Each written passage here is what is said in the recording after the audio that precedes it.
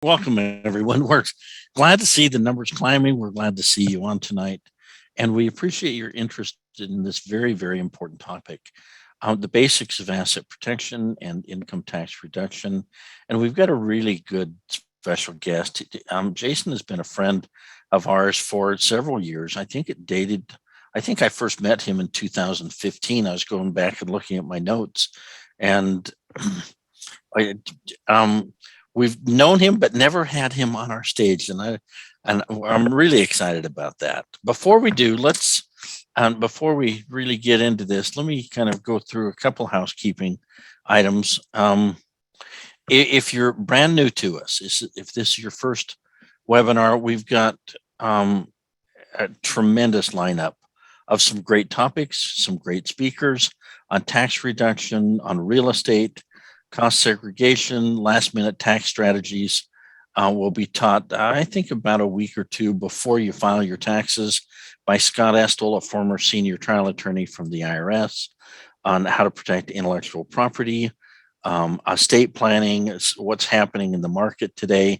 Just a tremendous lineup. So, and things change and things evolve. And so pay attention to your emails, and we'll always keep you abreast of what's happening. This webinar, as with all webinars, will be recorded and will be posted on our YouTube channel. And in fact, almost everything that we've done, there's probably over 100 hours of recorded videos on our YouTube channel. So I encourage you to go to YouTube, type in Protect Wealth Academy, and then hit subscribe. And then you'll be notified whenever we post something new. You'll have access to a plethora of great information and short little blurbs about asset protection, some great related topics to what we do. And anyway, look at that. Also look at, we've got over 500 now Google and Facebook 5-star reviews. So take a look at that if you're new to us. And I don't know, read through those comments and you'll become very acquainted with what we're doing. And we're now 2.5 weeks away from our next 3-day Asset Protection Summit. This is where we're bringing some of the best attorneys, the best presenters, the best educators on financial topics anywhere in the nation. We're bringing in, this time, Dr. William Danko, co-author of The Millionaire Next Door. He has more insights into what makes millionaires, how millionaires think. And he's got a new book that he's promoting, but he's really not talking about. It's the message of The Millionaire Next Door. And Kendall, what's the new book? Oh my gosh. That's Richer Than a Millionaire. Oh, that's it. Richer Than a Millionaire. Book. Yeah. We've got Jill Banner, who is the president and CEO of iPlan Group, which is a retirement specialty group. They're custodians for IRA groups. And we've asked her to come in and say, look, of the hundreds and hundreds of accounts that you manage, what are people doing to make money? Stacey Acevedo and Mike Koval, what's happening in the market? And Kwame Granderson, brilliant real estate strategist. We're bringing some incredible people, as well as Clint Coons from Anderson Law Group. I don't know, a sharper asset protection attorney, other than Jason here with us tonight. Sorry, Jason. But they're with the same group. We're delighted to have. And this is an incredible opportunity. If you have never attended the summit, we encourage you to do that. Go to protectwealth.com sometime tonight and register for either one of these events. Both of them are Zoom classes, so they're live stream. We will be having live events later on in the year, and more information will be coming. But right now, those are our options until the world kind of expands a little bit and people are more willing to travel and come to our live events. So those are there. If you'd like a copy of the agenda, that's also available at the 3-day summit. This is a sample. It will change as speaker schedules change a little bit. And we always try to introduce a new speaker or two at each summit. And so there'll be but the core content will be asset protection and income tax reduction. And now, before we get into anything else, there is, anytime we talk tax and legal, there is always a disclaimer. We're going to teach general good principles. We'll be clean, we'll be true, but not everything we teach applies to you and your tax situation or your legal situation. And so we'll give you opportunities, especially at the summit, to meet with consultants and talk about your individual situation. Maybe your state does things a little bit different. Maybe we would, maybe there's filing fees that are different, or maybe your tax situation warrants that we do things a little differently. Maybe in this case, we might use a C Corp, but in other cases, we might use an S Corp or whatever. I don't know, whatever. But be aware that we're going to teach general principles. It's the only thing we can do in a general setting, and then be able to answer questions in a consultant when we can see your whole tax picture. I get people all the time that say, well, okay, in my case, should I be a C Corp or S Corp? And I, without looking at your whole situation, you wouldn't want me to give you advice, nor can I. So anyway, with that, let's turn time over to Jason. So Jason, go ahead and take the screen. I'm so delighted to have such an expert as you come on board. Somebody that sets up legal entities at the drop of his hat, sleeps, eats, drinks, asset protection. We're so delighted to have you here, Jason. Well, you know what? I'll let you give your background and anything else. We're delighted to have you. Thank you for taking time to be here. You are way too nice, Don. I really appreciate that introduction. Excited to be here. I've heard great things. I was talking to Michael Bowman, one of our partners, who often presents at your conference, the summit coming up, and he speaks so highly of you, of Protect Wealth, of Kendall, and just grateful to be here and really excited. I really like several of the things that you said. I'm going to be touching on a few of them during the presentation today. We've got about an hour, so this is absolutely, like you mentioned, a high-level introduction to tax and asset protection. In fact, we often have Saturday events that we title Introduction to Tax and Asset Protection that run for 8 hours on a Saturday. And then obviously we've got this summit that's 3 days worth of quality information that even that I would almost title an introduction to tax and asset protection. So obviously today we're not going to be able to get to the meat of everything, much less into the details, the desserts that really make the difference. But excited to present what we can, and would encourage you, if anything resonates with you today, if you'd like further details, definitely go to that protectwealth.com, sign up for that summit so we can actually dive into a lot of the more detailed, nuanced topics and information. One question on format before we get started. There's a place for them to type in questions in the Q&A. Would you rather kind of take those as we go, or do you want to take them at the end? How do you see this? So we want you to. We're here to answer your questions, but I've gone through his presentation. It looks like it's very well organized to be able to answer to anticipate your questions. So I would be a little hesitant to start typing in too many things until let him present, and it'll come aboard. Are you okay with that? And then we'll spend a lot of time at the end answering questions. I love that plan. Great. Let's focus on that. Certainly, write down your questions as you're going, and the topics we'll start with the asset protection, talk about tax, wrap it all together. So feel free to write them down, and then if we answer them already during the presentation, great. If not, hey, we have it down to remember it, and we'll dive into it towards the end. I like that a lot. All right. So we are Anderson Business Advisors, Anderson Law Group, premier education company. And we like to present ourselves not only as a law firm, but as an education company, because it's so important to us that we're on the same page.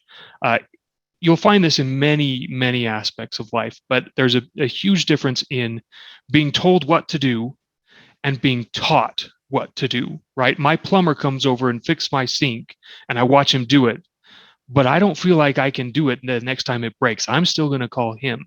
I don't understand the underlying principles. And so I can't maneuver, I can't take the actions that I need to even maintain, much less actually fix the problem. At Anderson, we pride ourselves in not saying, hey, don't just do what we say. Here's why we're saying what we're saying so that you can understand and actually utilize, take advantage of the structures, the entities, the strategies that we are discussing. We have clients that come into us that are attorneys and say, hey, I know this importance, but I'm so focused on my specialty, I don't have the time. Take care of this for us. We know you're going to do a great job. And we have clients that come in who've never heard the term LLC or trust or corporation before.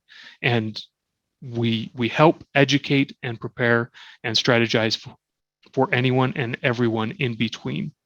Our primary focus are investors and small business owners. We practice in all 50 states, though really our clients come from around the world. And we focus in on helping you keep what's yours, right? Protecting what you've worked so hard to develop and understanding why this works as well as it does. I'm Jason. Just chatting a little bit earlier, we mentioned, but I've been practicing law for about 8 years. All of that focused on the small business, dispute resolution, asset protection, estate planning. I'm so glad. I've been with Anderson a little over a year now, and I'm really, really happy to be on the front end of solving problems rather than trying to get the broom and clean up the mess, right? Don made that great comment earlier that if you call us and tell us that, hey, I just got served, I'm being sued. Sorry. Get an attorney, get a local attorney and go to court and get it resolved. That's really what you can do at that stage. If you call me now, as you're setting up your business, hey, then we've got options. We've got opportunities. We've got so much we can do to protect yourself and let you grow your wealth in a way that you're going to be able to keep it long term. And I love being on that front end, able to craft those strategies and details and set up the structures that are going to protect you and put you in the driver's seat if, and these days it seems more of a question than when, the troubles hit and the lawsuits start heading your way. All right, I love this quote. This is a quote by Albert Einstein. If you cannot explain it simply, you do not understand it well enough. Love this idea. Again, this is what we're about in Anderson. There's lots of legalese. There's lots of in-depth, high-level detail that goes into the structures, the operating agreement, the entities that we create. But if I can't explain that, if you can't understand that when you talk to your attorney, chances are they don't either, right? And they may be a generalist, they may be whatever their situation, but if they can't explain it in a way that you understand what you're doing and why you're doing it, maybe they don't understand it well enough themselves. Often, you get the sales pitch that, hey, you have to do this, the scare tactics, hey, you have to do this. And technically it's true. But we at Anderson and Protect Wealth, in our experience, are both focused on teaching you and helping you understand the why, which really motivates and encourages the decision to do. So what we're going to be doing today, we're going to go over several high-level concepts. We're going to look at the principles behind the actions, and then encourage you to take the time to look at your specifics, sign up for that summit to go into the details, to apply those principles to yourselves. Let's take a look at liability. I cannot tell you how often it happens that we have the clients, especially before coming to Anderson, that clients listen to our talks, listen to the principles, go to our summits, and they tell us, oh, if only, right? I wish I wish I had talked to you about this before. I wish I had known this was an option. I wish I had put together this type of structure before XYZ happened to me. If wishes were fishes, right, we'd all be fed. They're not. The most important thing that you can do is take some sort of steps today to protect yourself from this liability. Again, once you get to that stage where something has been filed, you're on the roller coaster, right? You can't avoid it. You've got to ride the ups and downs and hope you survive. And, you walk off a little bit dizzy, a little bit wiser. But our goal is to help to avoid that roller coaster, or at least minimize the effects of it. So our first big concept for today: don't keep all your eggs in one basket, right? Separation is the name of the game when it comes to asset protection. And the key to doing so is through using a business entity or structure to take assets out of your personal name and to separate them both from each other and from themselves. Let's look at what some of those structures are that can provide this separation. The two most common are corporations and LLCs. Now we're going to discuss corporations a little bit more in depth later when we talk about taxation. But a corporation, whether it's taxed as a C or S corporation, is something that is distinct from the owner. It helps you avoid dealer status if you're a trader. And it is the more formal of the two options, right? You have shareholders are the individual owners of a corporation. You have corporate meeting minutes that are required, mandatory. You have to follow the formalities to keep everything in place, to keep everything locked in, and to keep yourself separated and protected.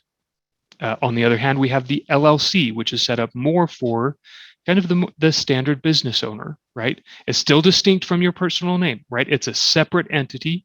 The courts and the IRS will treat it as a distinct from you individually, but you have your choice of taxation, right? You can have it be disregarded to your personal tax return.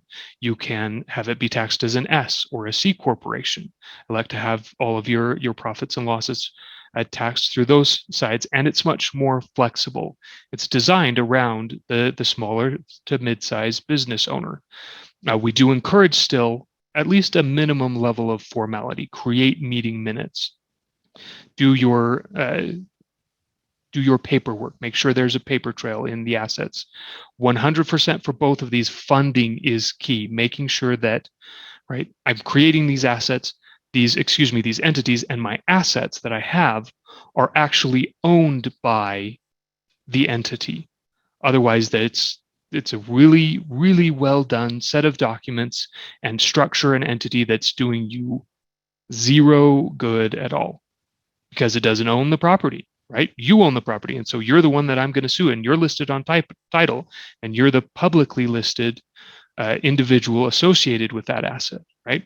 So funding is key for each of those. All right. Now, though, let's look at the next concept: using the right tool for the right job, right? When is a corporation the right choice? When is an LLC that's disregarded or taxed as an S corp or taxed as a C corporation or potentially a partnership, right? If you're an expert in just one of these areas, if you've only ever had experience with one of these, right? If all you know is a hammer, then everything looks like a nail. Not ideal.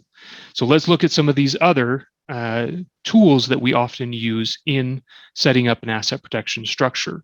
A land trust, right? And I will point out on this slide, you can see we have land trust, personal property trust, and living trust. All of these are grantor revocable trust is what they're known as, which means that an individual or an entity is setting this up, is in charge of it, and has the ability to revocable. You can make changes, you can make adjustments. So they're all revocable grantor trust. So they all serve the same type of purpose, right? No, they're not all hammers. A land trust we generally use as a tool for real estate. Land kind of gives that one away, doesn't it? Right? But a land trust is set up and designed to hold a piece of property. It helps you avoid transfer taxes, right? So that you're transferring it to a land trust, which you own, but the beneficiary listed is the LLC. So you get the best of both worlds, where you're not triggering a tax event, a reassessment, anything like that, but you still have the benefits of the asset protection and keeping it separate from your personal name, right? Fannie Mae and Freddie Mac, and even hard money loans recognize land trust as an exemption. So we're not going to trigger an acceleration of a mortgage or a debt. And of course, it is titled in the land trust, so it's out of your personal name. It's not going to show up on as an asset search that's directed towards you individually. That's shifting over to the personal property trust. This holds kind of everything else, right? Personal property. Most often, this is actually used for other entities, LLCs, corporations, right? To trading accounts, to avoid being treated as a professional trader and getting some of the extra fees and costs associated with brokerage accounts.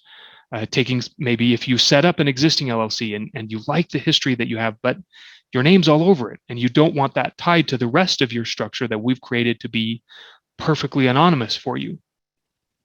Personal property trust to bridge that gap, right? So the owner shows up as the personal property trust rather than your Wyoming Holding LLC or yourself individually.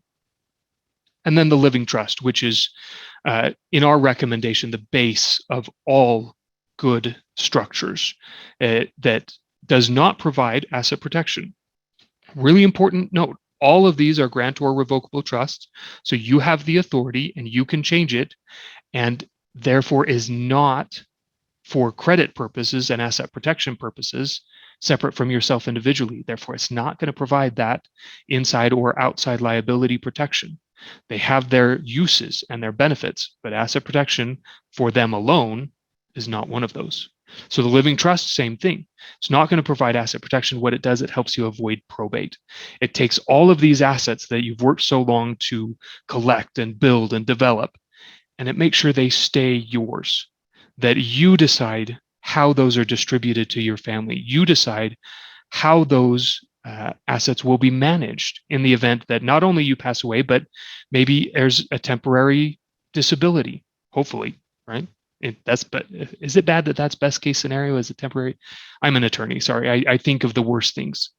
But in the event that you're in a coma, that you're in a vegetative state, Alzheimer's, dementia, all of these different things, where a will only comes into play and only helps out once you pass on, the living trust, a properly created and funded living trust package, is going to make sure that all of that is taken care of as soon as it's signed and put into play. Avoid probate so that a judge isn't deciding, based on whatever stomach ailment he got from lunch that day, how your assets are going to be treated and which of your children he likes the best. You get to make all those decisions through the living trust. All right, let's take a look then at putting, we've talked about these various tools, these various entities. Let's put the puzzle together, right? This is the fun part. This is the great part. I love this. Here is a standard structure. I want to reemphasize. This is another one of those points that Don mentioned and really did such a good job of noting that there is no one structure, right? Because there is no one you. Well, actually, there is. There's just you. There's not multiple yous. Where you're located, the type of income that you have coming in, how much of it is coming in, what assets, what type of assets, right? All of these things come into play when we're setting up a structure for you. And so there is no cookie cutter answer.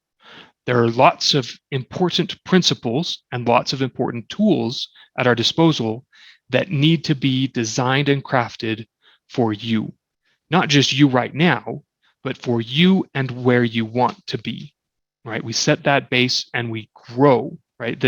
When you get a wealth planning blueprint from Anderson or from anybody, it should not be a static document, but a living one that changes, that adjusts, that grows with you. Though we're talking general terms, here's a pretty good general one. Wyoming LLC, fantastic. We love Wyoming. It's, again, we don't have time to go into everything, but Wyoming is great. It's the trifecta, right? It's fully anonymous, unlike Nevada, even Delaware, I believe. You don't have to publish yourself as an LLC member or owner or organizer. We take care of that. So it's fully anonymous who owns the Wyoming Holding LLC. Very strong asset protection, right? You know, some of the top four: Delaware, Nevada, Wyoming, Alaska, South Dakota. Some of these, each of these is well known for having the strong asset protection laws, charging order protection. The benefit of the doubt is going to the landowner, to the small business owner. It's designed around facilitating and encouraging businesses, not just their statutes, not just the laws on paper, but how they've been interpreted, the precedents at play. So we love Wyoming as a holding company for your assets. Let's say you have assets in and around the country. Indiana, because why not? Indiana never gets much credit, well, because it's Indiana, but we're going to give them some credit right now. Indiana, maybe you've got a property with a mortgage that, hey, we don't want to trigger any acceleration. I got a hard money loan, a private money loan. Let's use a land trust for that. Have the Indiana LLC be the beneficiary. Another property we inherited or we purchased with cash, right? And then we used equity for the other one. So we have able to purchase it directly in the name of the LLC. Our name was never attached to it, fully anonymous and protected. We've got that in the Indiana LLC. Let's say we're purchasing property in Florida. Well, Florida is one of those weird states where single member LLCs don't give you as much protection, but a land trust in Florida is the only state that land trusts receive actual inside liability asset protection. And so pairing the two of them, you're going to get that strong full asset protection that normally a single member LLC would allow. So we're going to pair those in that state as well. And then you'll notice the corporation, again, Don with the pink. I don't know why but we've got a pink line, separate line. The purple lines are indicating ownership, right? All of these are owned not by you individually, but by your Wyoming Holding LLC. And you've got your corporation set up for property management that has only a contractual relationship. That's owned by you, not by the Wyoming Holding LLC. We keep those separate for both tax benefits, which again, we're going to touch on, and also the asset protection, right? The corporation is leasing from each of your LLCs and then subleasing those to the tenants, which means the tenants, they only have standing, they only have a relationship with the corporation. So that's who they can sue.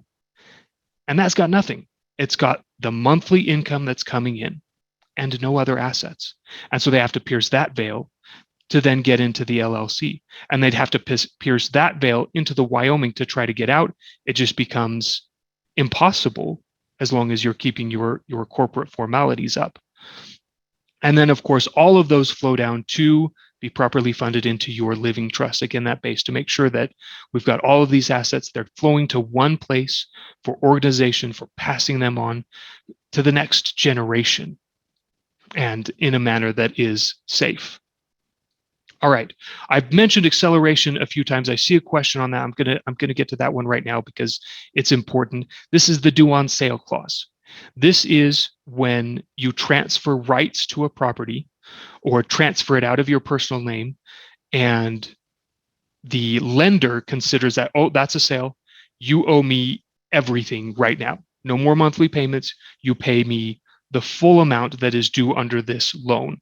It's an acceleration or the enforcement of a due on sale clause, right? Land Trust is going to help you avoid that for the hard money loans. Although if it's a Fannie Mae or Freddie Mac loan, we have lots of other options. Again, no cookie cutter. Let's talk about your specifics. Great question. I appreciate that one and the opportunity to clarify that. Okay, let's take a look at the structure from the point of view of a plaintiff attorney for inside liability. No, I'm going to back up because we're going to talk about what inside liability and outside liability are. Inside liability means the risk is coming from inside. So if you have a home and there's an accident, there's a fire, right? Someone gets injured in the fire, liability, you've got a lawsuit.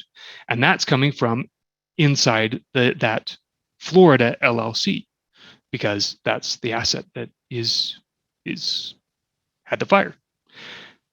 Because it's in the LLC, you have inside protection.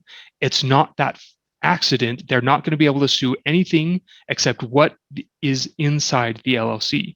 One of the reasons we strongly encourage one property per LLC, because if you had 3 or 4 properties in Florida in that same LLC, the fire at one home is going to bring liability to everything inside that LLC,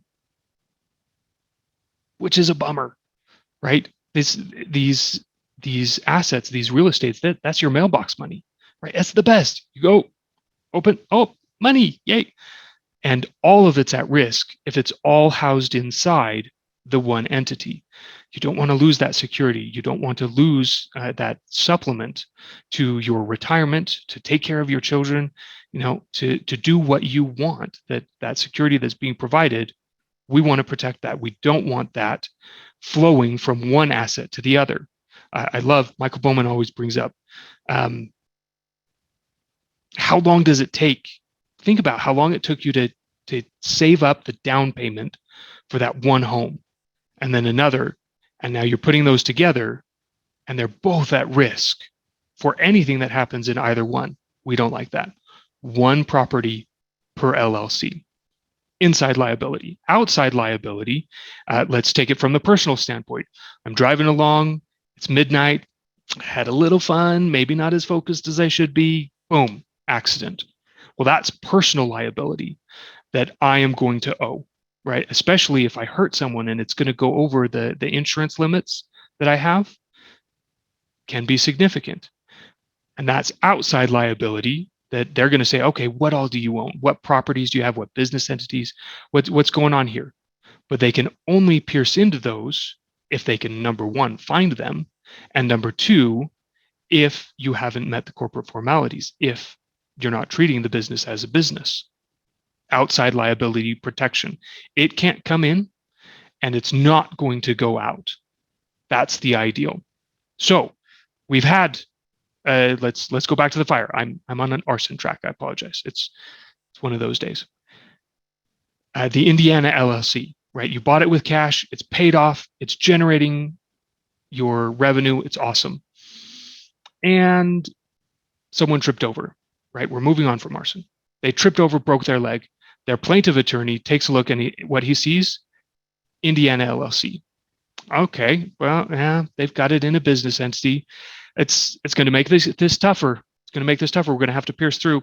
Lots of people don't take as much care with the corporate formalities, though. Let's look at who owns it and go after Wyoming LLC, right? Because in Indiana, you're required to publish who the members are, so he can look at that. But he's going to see Wyoming LLC. And that's going to be huge red flags. So number one, not only am I going to have to pierce through the Indiana LLC, I'm also going to have to pierce through the Wyoming LLC. And I don't know who that is. So I don't know if it's worth it. I can't do an asset search because this Wyoming LLC is, that's all I see, right? And I don't have the authority yet because I don't have a judgment against them. So I can't do all sorts of discovery to see what else is possibly owned here. But number two, the Savi plaintiff attorney is going to look at that and he's going to say, oh, nope, this is not worth my time. I'm working on contingency, often the case, and I'm going to have to spend 1,000 hours to get my 20%, as opposed to this client over here, who I can spend 20 hours and get exactly the same thing. Nope, go try another law firm. And the more times they hear that, so you know what? Or an attorney says, yeah, you can either go find another law firm or we can quickly settle for the insurance limits and everybody moves on. Again, it just puts you in the driver's seat. And here, for outside liability purposes, that car accident we were talking about, plaintiff attorney searches your individual name and she finds nothing. The Wyoming LLC doesn't list you. It's not public, it's anonymous. All of your other properties, real estates, are in LLCs owned by that Wyoming LLC. They do that asset search, they find nothing. And they say exactly the same thing. You can find another attorney, we can quickly settle for the insurance limits, and you're just, again, in that driver's seat. You don't have that target painted on you because there's nothing visible to target. All right, let's move on then. Touched on the high levels of asset protection. Let's look at taxation for a little bit. Failing to plan is planning to fail. Is there any other aphorism that is more stated than this? In one way, I mean, I mentioned one earlier, an ounce of prevention is worth a pound of cure. We could go on, we could spend the rest of our time just listing the different sayings that are out there on this topic, right? But there's a reason for that. If you hear or see something repeated over and over and over, there's usually a reason for that. Be nice to your wife, happy life. It's truth, right? You hear something often enough, it's probably a reason for it. So let's talk about some of the more common issues with taxation for small business owners. You're choosing the wrong one, right? Your CPA, who's a great guy, so fun to, well, no, I don't know many CPAs that are fun to golf with, but great guy anyway, right? But not as much experience specific to whatever it is you're doing, whether that's real estate investing, maybe it's Bitcoin, maybe it is NFTs, any of these more cutting edge issues. Maybe it is, your active business that happens to run things a little bit differently, trading. If your CPA isn't specifically knowledgeable or experienced in that area, and they set you up as an S corporation rather than a C corporation, or an S corporation rather than a partnership, flowing the income through a different corporation, right? Is your CPA connected directly with your attorney, right? We've got all of these different pieces of the puzzle, and that overpayment can really eat into your margins. So picking the right taxation is going to be really important. Lack of planning, right? Failing to plan, planning to fail. Well, let's just set up the LLC. Just disregard it. Send it all to my personal income. It'll be fine. It's usually not fine. This is one of those areas that especially we have all the time, that the client comes in, say, hey, this is my situation. This is what we're doing. And a few tweaks, not even an overhaul, and we can save them thousands, sometimes tens. Sometimes I had a client this last year that ended up saving $125,000 on their yearly taxes. That's huge, right? That's such a huge investment in what they can do now because they knew what they were doing. They took the time to plan and make the changes. Let's talk about lendability, because this is another important piece. Toby all the time talks about this. He and Clint, when they were first starting, they were so excited because they got to zero, which, I mean, let's all admit, that's awesome. Zero taxes, that's crazy. And they did that, and they broke out the bottles of champagne, and they were partying it up. And then they did it again the next year.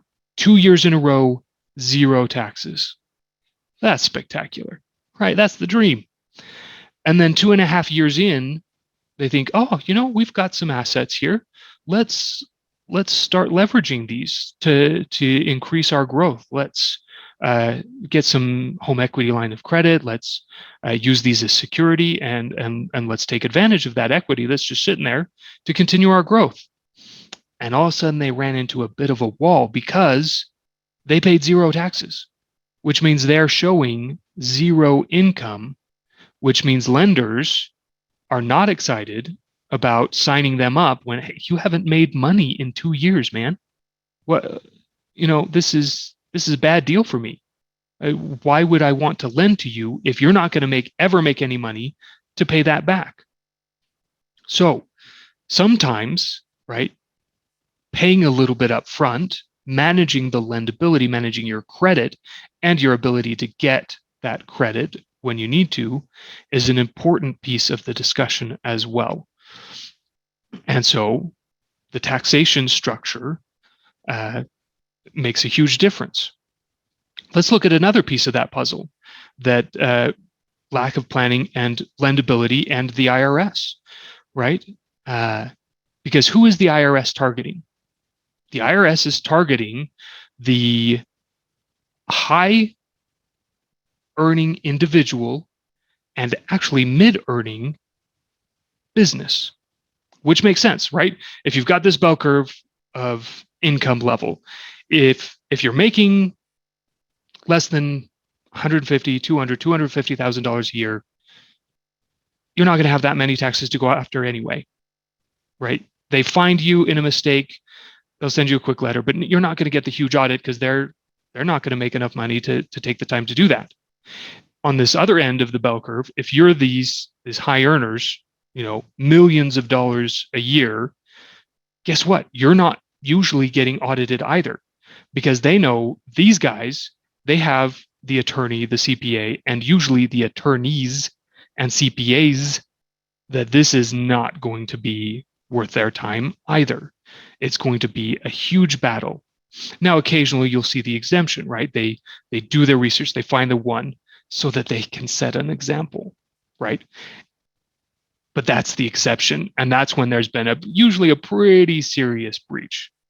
Most of the time, though, the ones that are getting audited are this group right in the middle, right? This group that has enough money that, we can go in, we can audit them, we can find something good, we can increase the bottom line, but they're probably not the ones that have the big bucks to shell out to the big tax attorneys, the big tax firms to really fight and not pay anything at all, right?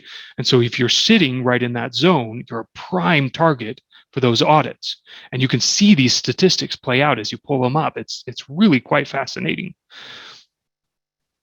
But if you plan to separate, have some of that income come to you through disregarded entities, that means it hits your personal train, and some of it funneled through your S corporation, your C corporation, especially, that's separate from you, then you take what would normally put you right in the middle of this, separate them out to have two that are right on the edge, much less likely to get that type of audit.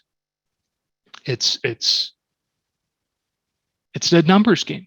It really is. It's a numbers game that puts you on the edge, is much less likely to get those audits, or if you do, that it'll be a much smoother process throughout. All right, let's look at the point of view from the IRS, just like we just talked about, that there's you and there's your corporation.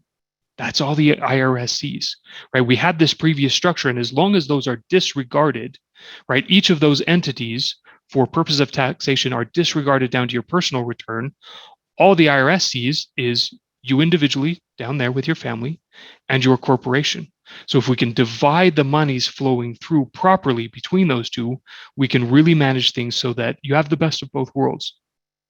You're reducing your chances of an audit, but you're also minimizing the taxes you pay while still being lendable. You still have the income showing that the lenders are going to be looking for. And that comes to our process. We have these principles, we have these tools, we want to teach you, we want to set up a blueprint, we want to tailor it to you, and then continue that education so that, again, it's actually useful, right? We provide this service that then adds and creates the benefit for you, right? You have the education, the opportunity to take advantage. And these building blocks are all there. We're going to look at tax. We're going to look at liability. We're going to look at whether that's greater from the inside or the outside, structure accordingly. We're going to make sure you're anonymous, that your name isn't plastered all over the United States as, hey, I've got properties and I've got properties here and here and here. And, we're going to get rid of the target that comes with having that publicly listed assets of value in your personal names. Estate planning, that living trust is a integral part of all of our structures. We don't want it public through probate. We don't want it your assets at the whims of a judge. The timeline, it's so long and expensive, right? The retirement investing and business planning, put it all together in the structure. All of this needs to be incorporated so that you are properly protected and taken care of. Again, I've really enjoyed presenting with you guys. I've had an hour. I've spent 8 years, and that's just me, right? Clint Coons, Toby Mathis, Michael Bowman, Don Pendleton, right? Put them together, they've got well over 100 years worth of, well, maybe, sorry, Don. They've got so much experience in this field. We just can't touch on it in an hour. Don made a great comment. He's got hundreds of hours on Protect Wealth's YouTube channel alone on the different strategies and structures and information that is important and related to this asset protection. We're not going to touch on all of it tonight. I definitely would encourage and reiterate that take the time to participate in that 3-day summit. Even in 3 days, we're not going to get everything, but it's certainly going to be a lot more in-depth and targeted and detailed. We're going to get to that dessert in that summit. We've got one coming right up around the corner, March 7th through 9th. And then you have that further opportunity again, if you can't meet with us in March, certainly come around again in April. And we'd love to really dive into the meat and, as I mentioned, the dessert that comes with taking care of what's yours and making sure it stays that way. Jason, awesome. Let's get to some of your questions. So let me do what I can do to read these off. Can a land trust also avoid probate? Yes, the property that is in the land trust will avoid probate. Again, grantor revocable trust, it's designed more for that property though, and that's going to be the difference. Your living trust is structured to encompass your estate, right? It's a full package, where the land trust is a tailored, a more sharpened tool, if you will, specific to that one property. But yes, so long as your trustees survive you, aren't you individually, that will avoid probate and be passed on to those successor trustees. Yeah, and normally on a land trust, we would list the beneficial interest to be an LLC, and that LLC then is tied into your revocable trust. Exactly. But a trust is designed as long as the beneficiary survives you, or there's a contingent beneficiary. But a trust is a trust is a trust. There's clear succession. When you pass away, you died, but the trust didn't die, and so it's a great tool, but it's really a land trust is really not designed to avoid probate, although it does that. Yep. Okay. Exactly right. What method is best to prevent divorce? Well, we can't prevent divorce, but I think what he's asking is when our children get into a bad marriage, how do we keep half of their inheritance going to an ex-spouse? That's a really good question. And one of the best ways of doing so is don't give it to them. Because once the asset passes into their name, it's theirs. And so rather than giving it directly to them, keep it in the trust for their benefit, or have it fund from the trust into an LLC that benefits them. Irrevocable trust, there are all sorts of options. The key again, though, is once it belongs to them, they have the rights to it. And therefore, depending on the state, right, this question alone can be a law school semester, much less an individual seminar. But as we talked about, that separation, keeping it out of their direct name is going to help keep the value of it within, to their benefit, but not flowing off to the divorced spouse. And while we're on that topic, Jason, explain what a spendthrift clause is inside of a trust, because I've read through your trust that Andersons create, and you have some really good clauses to prevent that. Yes. And we structure them so that every living trust we create has this spendthrift clause. And then you can even dive deeper and create what some know as a spendthrift trust. We title it as usually an asset protection trust. We often set those in Nevada domestic asset protection trusts. All sorts of names for essentially the same tool. Obviously, it's crafted and created in different manner for different situations. But to your point, the spendthrift provision means that the creditors of a beneficiary have no rights to force distributions. Distributions are governed by the trustee, and they can make those how and where and when they want to, right? If for example, let's say you have your son, he's the beneficiary, he gets hit with a lawsuit, it's a big one, right? And the creditors say, hey, you have this inheritance coming, we're going to just sneak that a little early. We're going to take it from the trust. It's a grantor revocable trust, right? It is, but we have that spendthrift provision in. And because he's a beneficiary and not in control, you can manage that so that the funds only go to his benefit rather to him personally. So even to the point of, instead of putting it in his bank account, it goes directly to pay for his mortgage, to pay for his education, to pay for his food. You can pay it to the restaurant without putting it in his bank account, which would then get garnished. The trust is in control and the trustee is in control rather than the beneficiary, keeping that out of those greedy little. Anyway. And it's not just judgment creditors, but it can also be ex-spouses. Any type of creditor. Yep. Ooh. Collections agencies, spouses, mothers-in-law. I mean, no, we're not listing off the bottom of the barrel here, are we? Sorry. Well, and thank you for that. And thank you for bringing up that it really depends on the state. There's a difference between community property states and non-community property states. And so these trusts need to be custom drafted to have allowed that. But it's a great question. And I appreciate the anonymous attendee that. Hey, I love think that. I know who they're doing it right already. But I get it. Okay. Okay. How is Indiana law for LLCs? You mentioned that. Is there privacy? What are the benefits? I think you answered that. But anything you want to add to that? I think I just want to touch on and remind that the Indiana LLC offers the asset protection, but not the anonymity. And that's why we tie it to a holding company. We love Wyoming, but it can be Nevada, it can be Delaware. The anonymity, though, we want Wyoming because that does not publish the member, the manager, the owner. And so you get the asset protection, you fulfill local requirements by having a local LLC, but still keep your anonymity using that Wyoming holding company. And there for about 4 years, I was in Indiana every month. And so I became fairly familiar with their laws, both on limited partnerships and LLCs.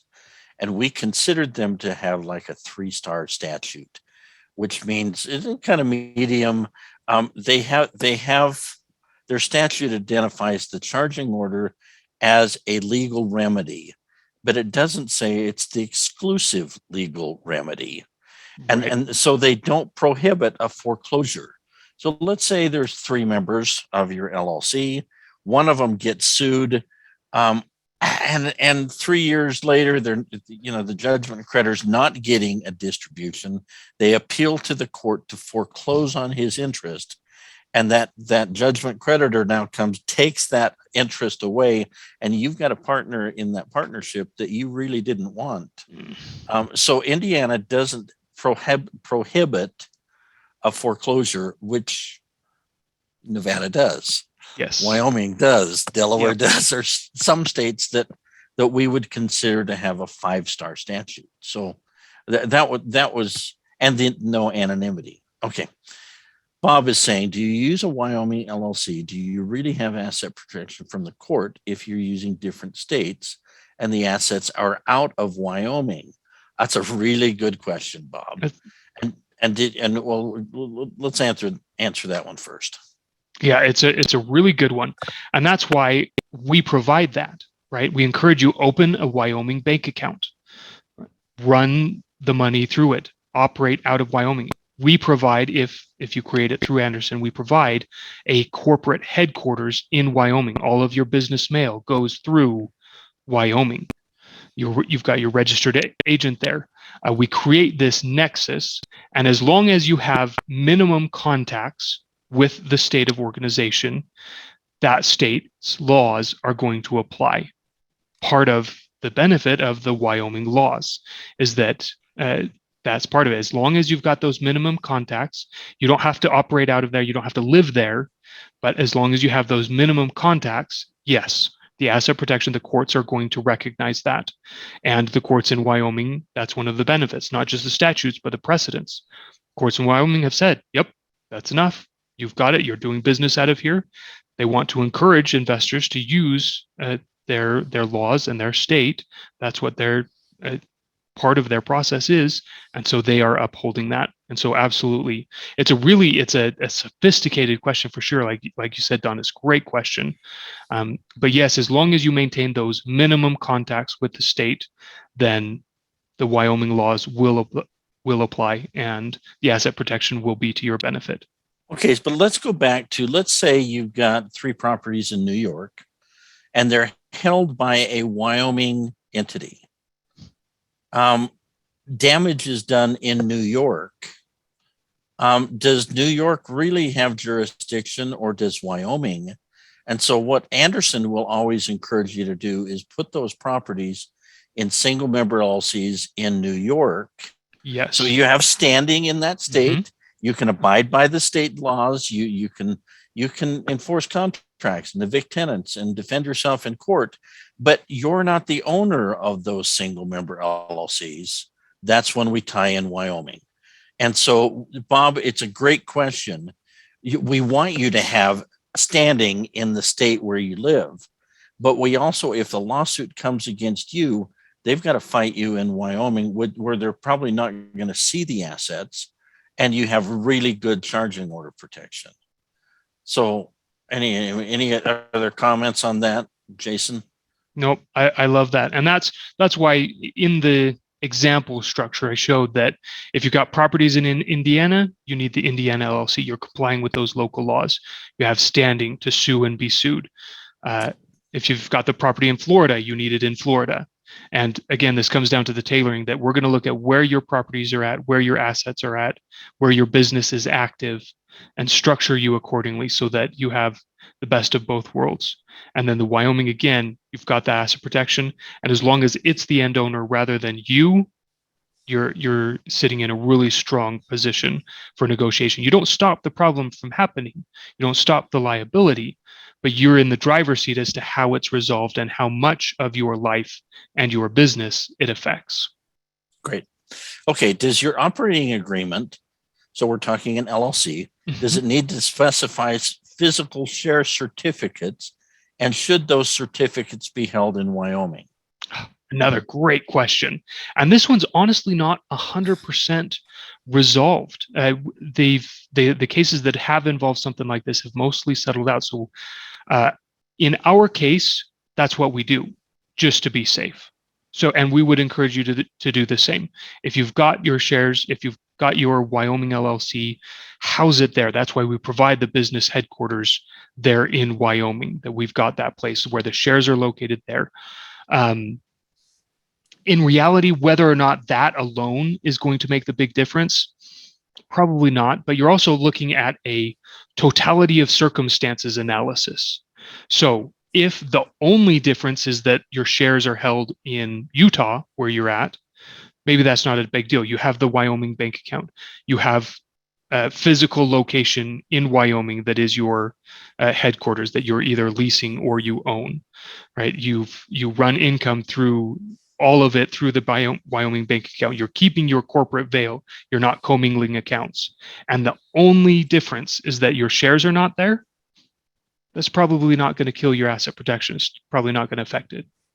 If all of those things are in Utah, if you're using your own personal business account, if you don't have any presence, you opened a Utah bank account, it's in your personal name, right? Then the whole structure kind of crumbles. You're not keeping the corporate formalities. You're not running things properly. And so you look at not just that one thing, but that's one of the things that might influence in a group. Still, we're going to recommend better safe than sorry. We're attorneys, we're risk averse. It's kind of our thing. But in and of itself alone, maybe not the weight or the straw that breaks the camel's back, if you will. Great. Rama is asking, your presentation was concentrating a lot on properties with no mortgages. How are properties with mortgages handled? Oh, this is a great question. Yes. And it's, I'm sorry, I'm just an attorney. And so it depends. It depends, right? Where are you in the stage, right? Oftentimes, best case scenario, the LLC gets the mortgage and you personally guarantee it so that your name is never associated with the property. Awesome. Fantastic. Kind of a unicorn. Lenders don't love doing things this way. Most often, you're going to have to close in your personal name and get the mortgage.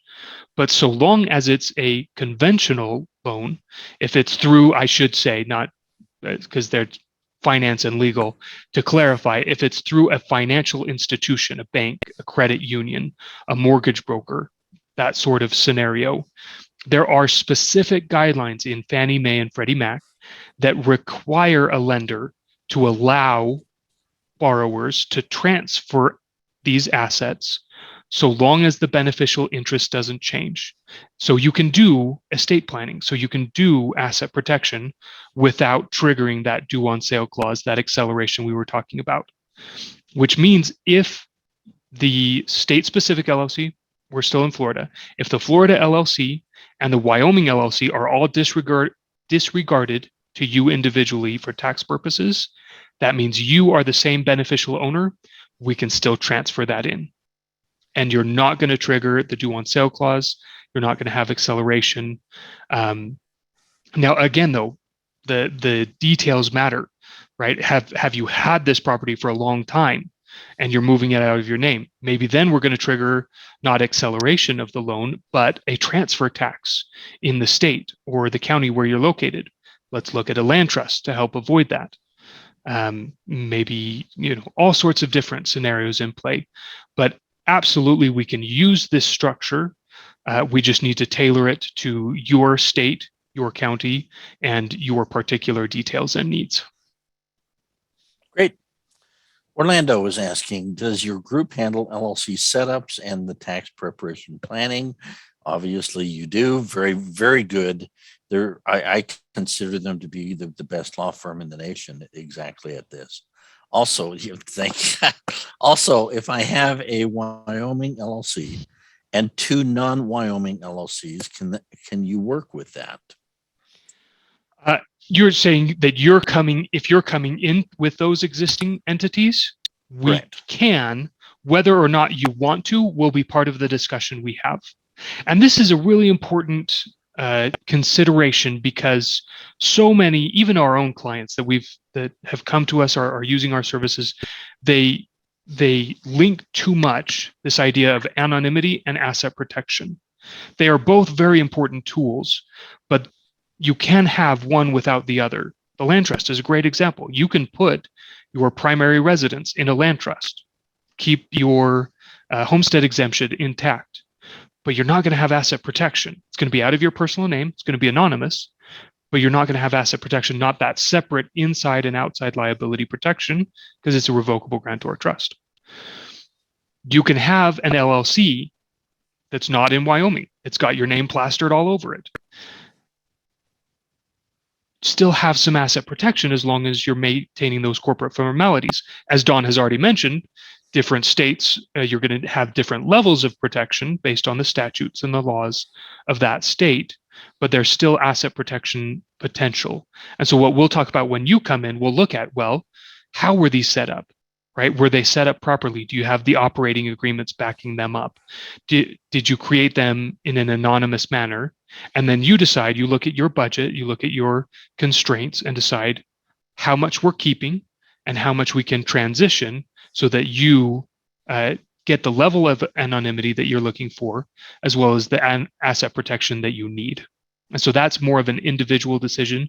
Very often, though, we have clients that come in that we, in some manner, use the existing LLCs that they have come in and that they've prepared before starting with Anderson. And some come in and they just say, no, I did this with Legal Zoom, and it's just garbage. We're going to start from scratch. We're going to do it right for you because that's why you're coming to us. And so it's a pretty individualized discussion on that one, Orlando. Yeah, and remember, the strength of your LLC really it comes from your operating agreement. Yes. Was the flexibility put in that no matter what happens, it puts the manager, you as the manager, the controlling parties, still in control? Or does it leave a lot of leeway for the judgment creditor and the judge to make decisions? What Anderson, I think, is really, really specialty at is creating those operating agreements that are virtually unbreakable. And then my other thought, as you were talking about this, and Jason, you and I might disagree a little bit on this, but anonymity is not the goal.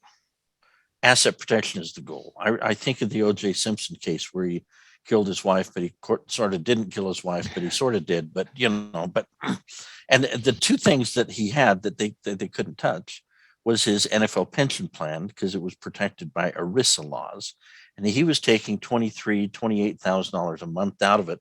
The best attorneys in the world could see it, but they couldn't touch it. That's good asset protection. Yeah. And the other thing they couldn't take was his Florida home. It was protected by Florida homestead laws. And so sometimes if you're standing behind bulletproof glass wall going, go ahead, take your best shot, that's the goal. Good asset protection is the goal. Anonymity sometimes comes with the price, but sometimes that leads to better asset protection. And sometimes it's just pricier. Is that fair, Jason? Anonymity is not the goal. It's sometimes a means to an end, but it's not the end. That one I will agree with. That one asset protection is the goal. Anonymity is a tool. And we did mention that if they look at you individually and they can't see anything else because of that anonymity, they're going to settle with you and move on. That's great, but it achieves that goal of asset protection. And like you say, each individual is more or less risk averse and will be kind of making that decision as they go. What is a family limited partnership? Most of you, if you've been with our organization for years, we started out with Jay Mitten. He taught that the need for family limited partnerships. A family limited partnership is simply a limited partnership owned by family members. It's all semantics. And remember that the LLC is really the new kid on the block. It was created in 1977, but 70 years before that, limited partnerships have been around. It was limited partnerships that developed the case law over and over, and they've been up and down the state court, federal court, Supreme Court, district court, tax court. They've been all over the place. And LLCs kind of piggyback off that case law. So do we still use limited partnerships? We still suggest them. I know that Anderson does when there's safe assets. Maybe if you live in certain states, sometimes if real estate, no, but things like brokerage accounts, you guys still use limited partnerships, do you not? Spot on. I would agree with everything that you just said. It's certainly one of the tools, and every tool has a time and place where they're used. Again, a lot of our clients are small business owners, are real estate investors, and for those assets, we recommend the LLC as a more flexible option. But absolutely, we still use family limited partnerships, and you mentioned a few of the most common uses, Don. And 20 years ago, this is how asset protection has evolved. 20 years ago, it's true. We almost never used an LLC. Jason doesn't remember that because he's way too young, but I've got that gray hair, and that's all we used was limited partnerships, and most of them owned by family members. But things have evolved, and the tax courts have changed, and so do we still use them selectively? Absolutely. All right. At what income level is it beneficial to set up a Wyoming and Florida LLCs? That's a good question.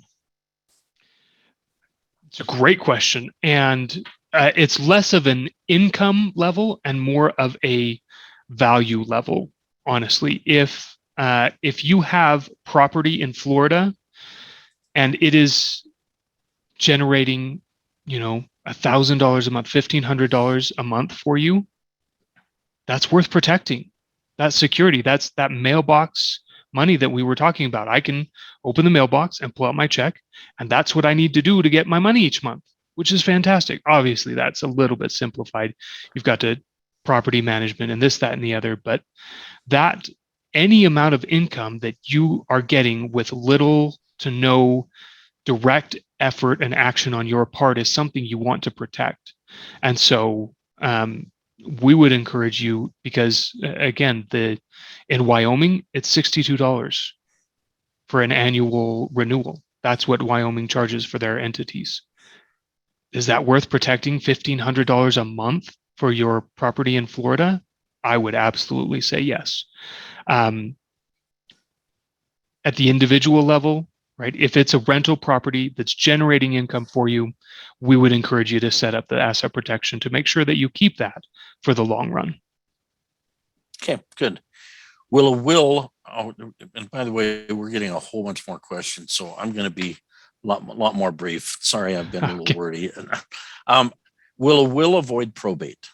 No, never, ever. Any single will, no matter how it's structured, created, or effectuated, is going to be subject to probate and subject. It certainly speeds the process up. It helps clarify things as long as it's not contested, but you will still be subject to probate and the assets will be publicly listed through that process. You're paying for it. You've got your attorneys. You're going through probate with a will. In fact, as I understand it, a will is directions to the probate court as to how to handle the estate. If you have a will and assets attached to them, they will go through probate. Yep. Okay, good. Are the assets in a revocable trust invisible from the state's Medicaid program? No, they are not. Again, we go back to that revocable term because it's revocable because you have control over it. Creditors can see and access it of any sort, whether that be government, whether that be plaintiff's attorneys, whether that be the ex-spouse. That's not going to provide any separation, not going to provide any protection. Good. Is the land trust complement only one property, or can you put multiple properties and or commercial properties into a land trust? This is a good one. This is one of those should scenarios. Can you? Yeah, sure. Right? You can have all of your properties in one LLC. Should you? No, that's a bad idea. Really bad idea. Because again, it's all housed in one thing so that if you have personal liability, it's not going to get in. But any inside liability is going to affect everything else in there. And remember, the land trust itself is still a revocable grantor trust.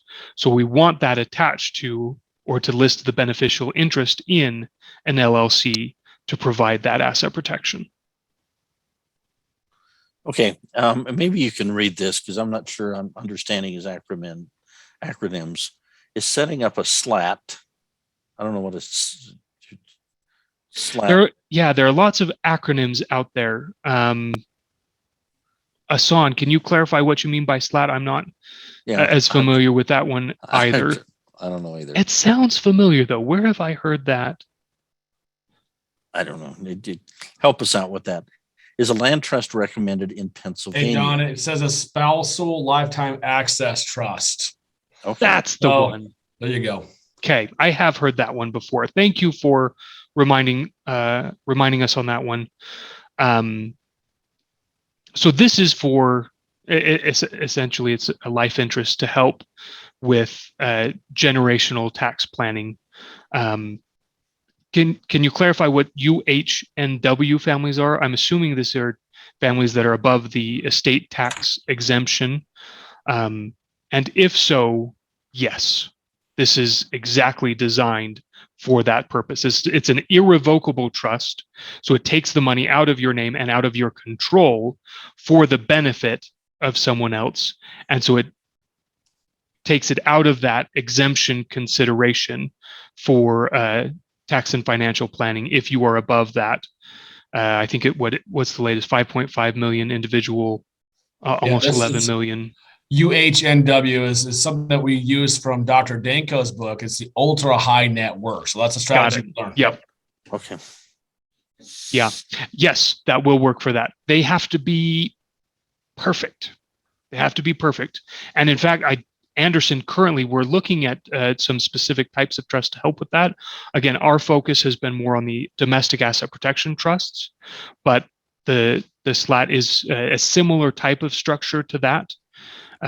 But if you're going that route, make sure you're doing so with a specialist that really knows what they're doing.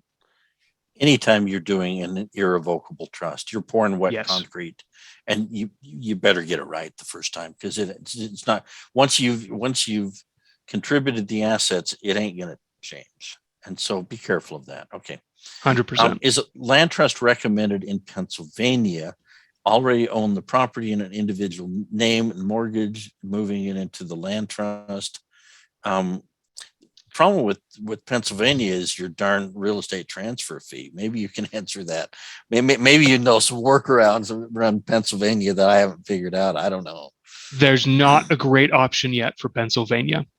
There just isn't. They have closed so many loopholes that pretty much any type of transfer is going to trigger that transfer tax, and it's based on the value, the market value of the property, not on the mortgage, not on what the consideration for the transfer is. There are no exemptions.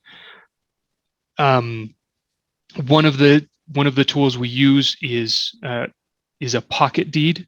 Potentially can work there, where you create the deed to move it into the structure but don't file it yet. Even it's not perfect, right? And so either you are, it's one of just the, kind of like California and their franchise tax of $800 per year per entity. It's one of the costs of doing business in Pennsylvania. So you take the risk of owning it personally, or you pay the fee of moving it into the LLC. Okay, good. If you already have a property in an LLC, can you transfer or add Wyoming LLC to get anonymity?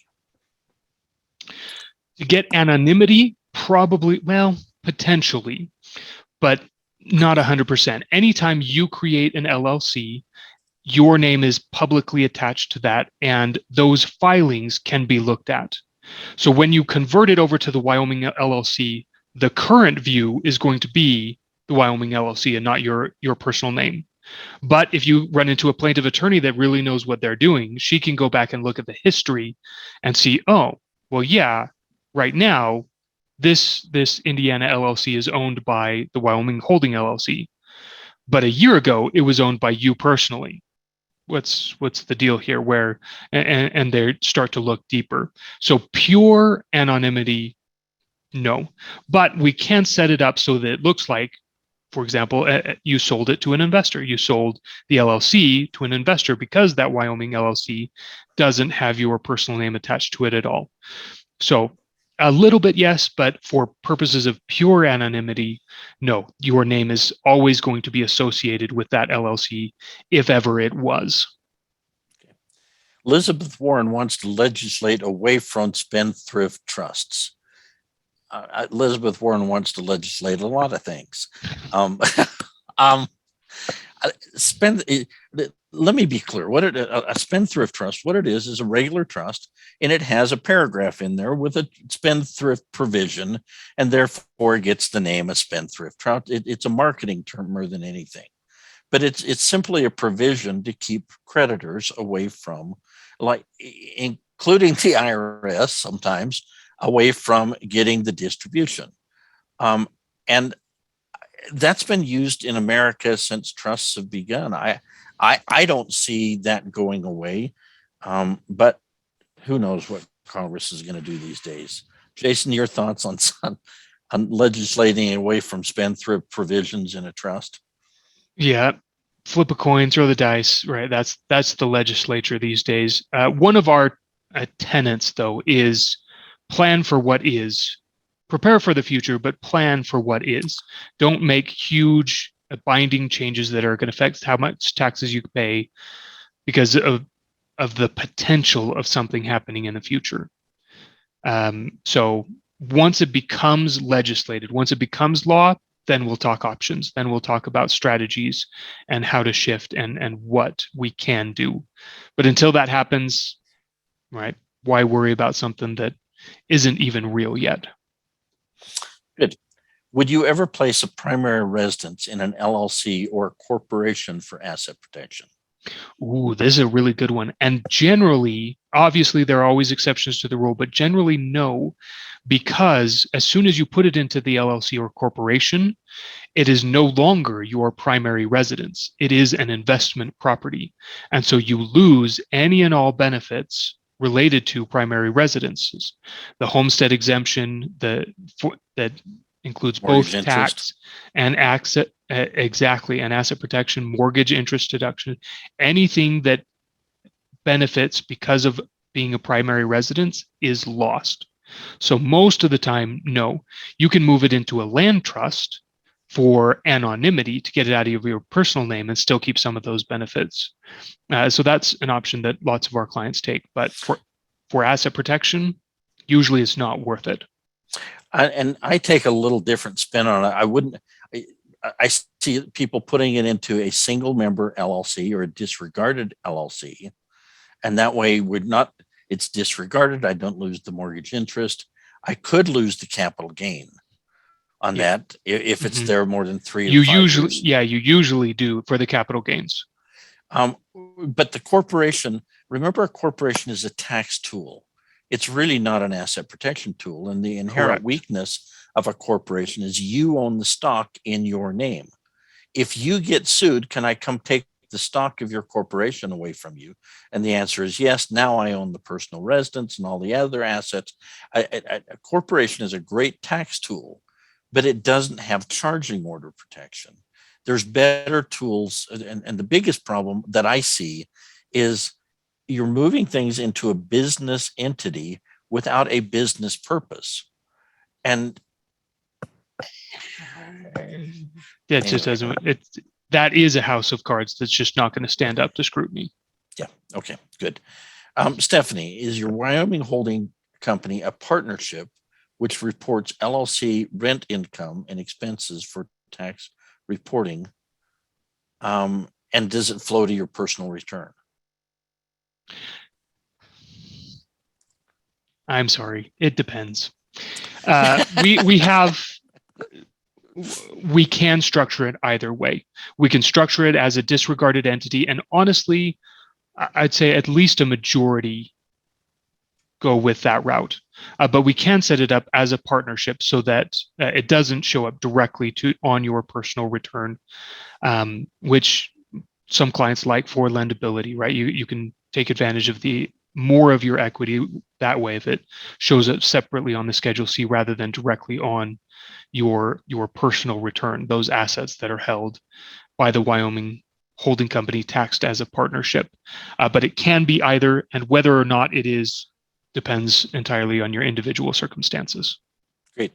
What do you suggest as asset protection for a rental house, which is free and clear, already in an LLC, mortgage or credit line or question mark? It sounds like they've already put it in an LLC. The question is, who owns the LLC? And we're not going to make suggestions on whether you carry a line of credit or a mortgage or how indebted you are. That's really an investment decision, not really an asset protection one. However, keeping a line of credit against this, or a friendly lien or a HELOC loan, also discourages somebody coming after it because it appears that there's no equity in it. Right. What would you add? I would add to that most of the time, unless the equity is actually being used, the common misconception is that a friendly lien, a mortgage, a line of credit, well, not a mortgage because that is actually being used, but a line of credit, HELOC, a friendly lien, those are smoke screens. Those are like anonymity. You only get the asset protection if it's actually being used. If you borrowed money and you owe money, somebody else has an enforceable lien against that property. Other than that, it's just going to be a smokescreen. Like you say, Don, it's a discouragement. An attorney's going to look at that and he's going to say, well, we've got this some third party already has first position on the only asset worth anything. Let's just take the insurance and run. But if they actually start digging in and seeing, okay, how much is owed? Let's contact. Let's see what we have here, and it's a friendly lien or it's a HELOC that doesn't have any actual equity out, so no right to collect against the property. It's not going to provide any asset protection. Just going to be that smokescreen. Okay. How about a Nevis LLC? What's your thought on offshore, going Cook Islands or Nevis or Isle of Man or wherever you want to go? Anderson does not do that. We do not do offshore accounts. We do not do offshore LLCs. They certainly have a time and a place. They can be done if they're done perfectly. But it also the unfortunate reality is it just throws up a red flag for judges. Is that okay? You're sending things outside of the country. How legitimate is this? It throws a red flag up for credibility purposes and other aspects. Our forte and our focus and our recommendation is the local LLCs.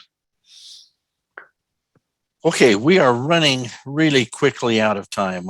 And 2 minutes.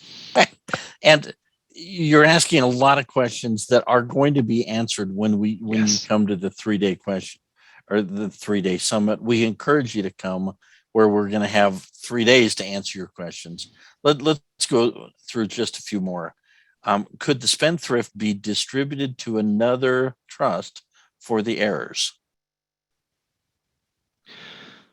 Could a trust be the beneficiary of another trust? Yes. The answer to that is yes. You would have to do it in advance. You'd have to know that, okay, right, plan in advance where this is going to flow, but absolutely to other irrevocable trusts, to other revocable trust, absolutely a trust can be a beneficiary to that spendthrift trust. Great. Ben is saying, if I just purchased new investment property in California, I just created a new LLC for this investment. I just found out that California charges an annual fee, minimum $800. Yes, that's true. Is it too late to avoid the fee in California?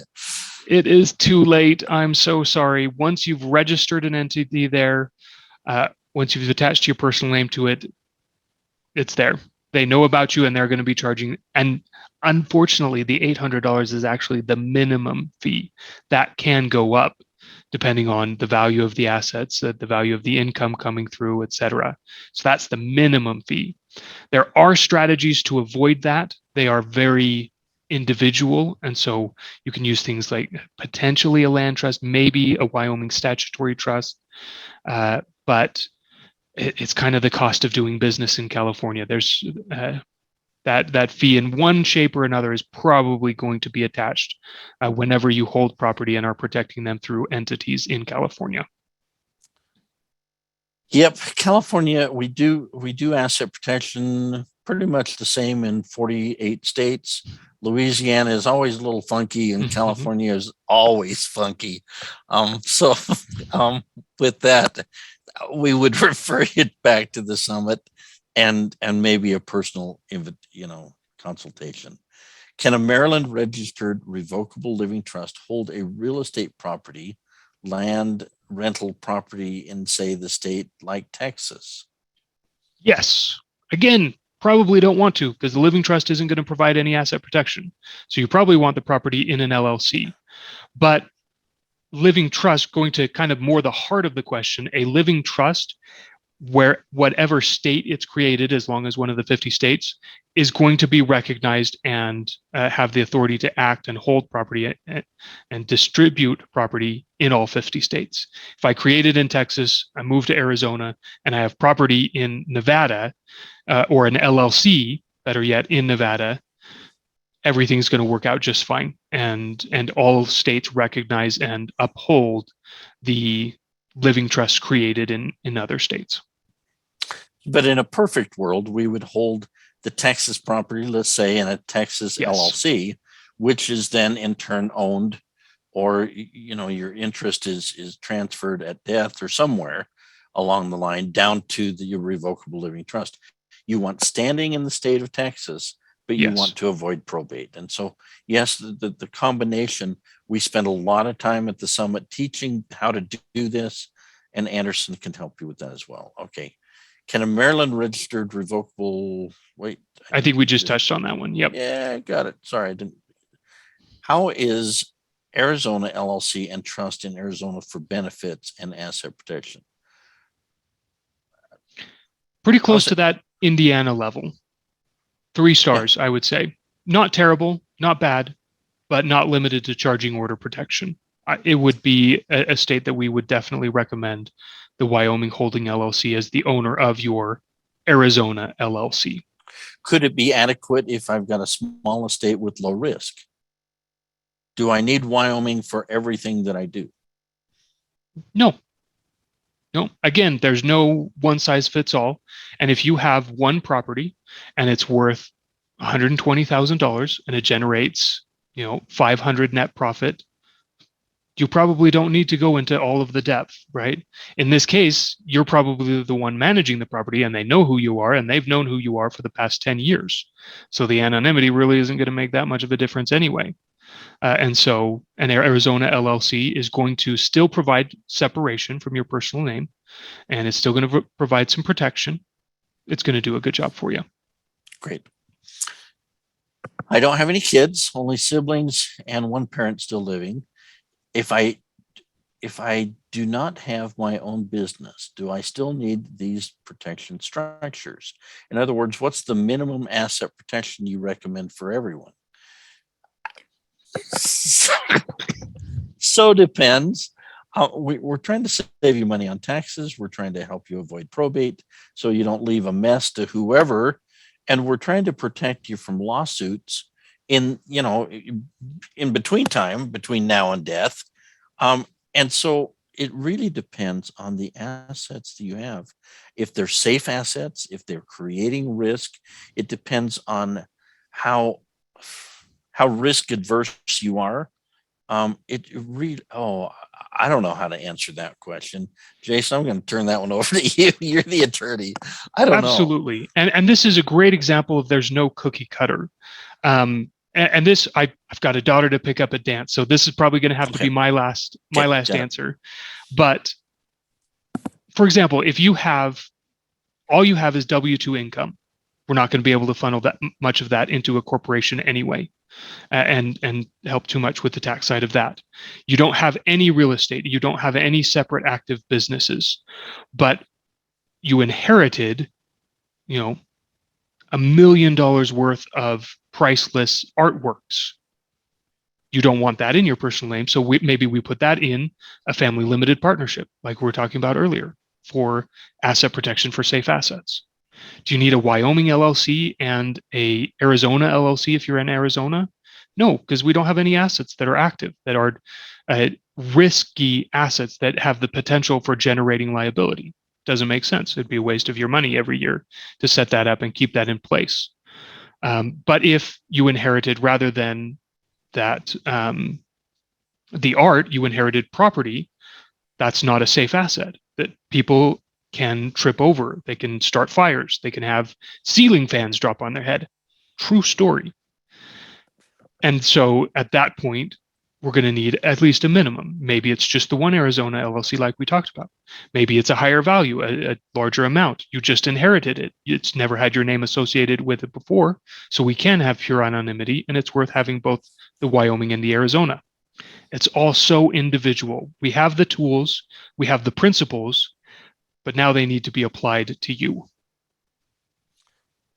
And to answer, just our goal is always to keep it as simple as we possibly can.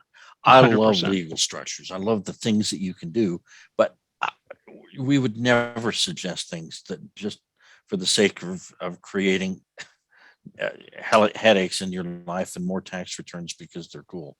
our goal is to always keep it very, very simple. So with that, Jason, I know there's so many questions. Next week, what are we doing next week? Next week, we don't have a webinar. After that, we've got a CPA coming in. Stay tuned. Watch our YouTube channel and certainly join us at the 3-day summit.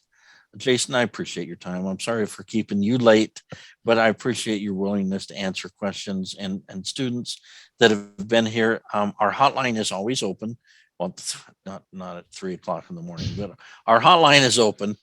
You're welcome to call us. The number is 800-276-1430. The same as just look us up on our website, protectwealth.com. You're welcome to call us. And we'll see you at the summit. Jason, thank you so much for your time. It's been your expertise. It's absolute been fun to have pleasure. you. All right. Yep. Thank you, everyone. Good night. Thanks.